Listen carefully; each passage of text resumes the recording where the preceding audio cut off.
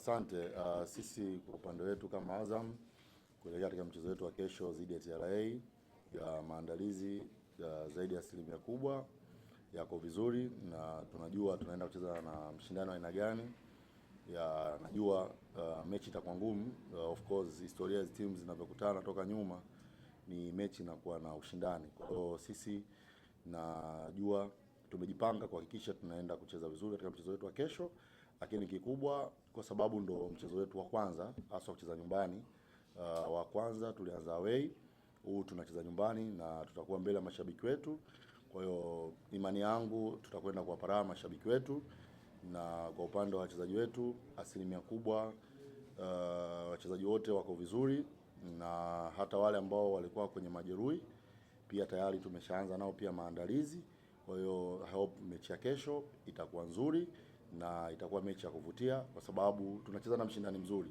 TRA ni timu nzuri, ina wachezaji wazuri wengi wenye uzoefu, lakini pia ina mwalimu mzuri ambaye pia ana uzoefu. Kwa hiyo tunaheshimu, ila sisi kwetu kama Azam tunajua tunaenda kucheza mchezo wa aina gani.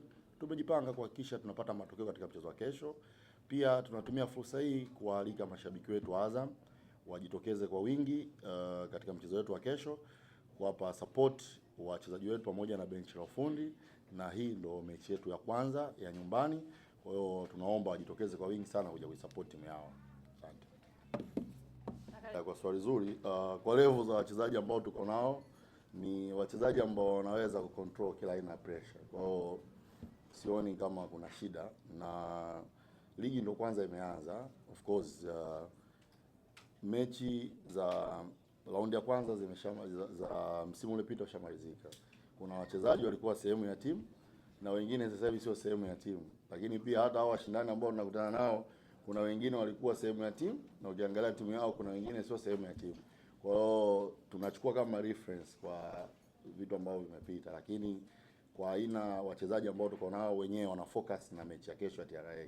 Kwa hiyo sisi tunaangalia kile ambacho kiko mbele yetu, na kama ulivyosema ndio mechi yetu ya pili na hii ni ya kwanza ya nyumbani. Kwa hiyo akili yetu ipo kwa namna gani tunaweza kuwini mechi ya kesho, lakini pia umuhimu wa kuweza kushinda mechi ya nyumbani, na hasa hii ndio mechi ya kwanza. Na ukiangalia katika mwezi huu tuna muda mchache sana wa maandalizi. Tunacheza mechi kila baada ya siku mbili. Kuna mechi tutacheza nyumbani na kuna mechi tutacheza away.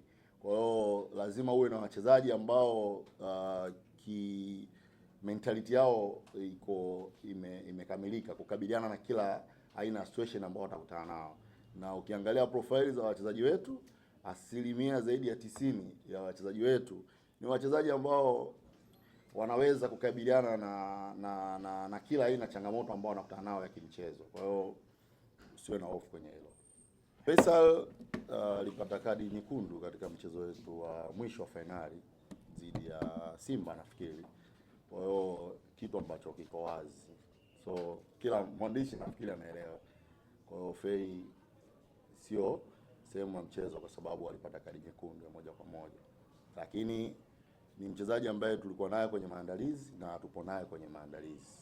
So wale wengine ambao walikuwa majeruhi ambao hawakuonekana katika michezo iliyopita, zaidi ya asilimia kubwa wote tayari tupo nao kwenye maandalizi.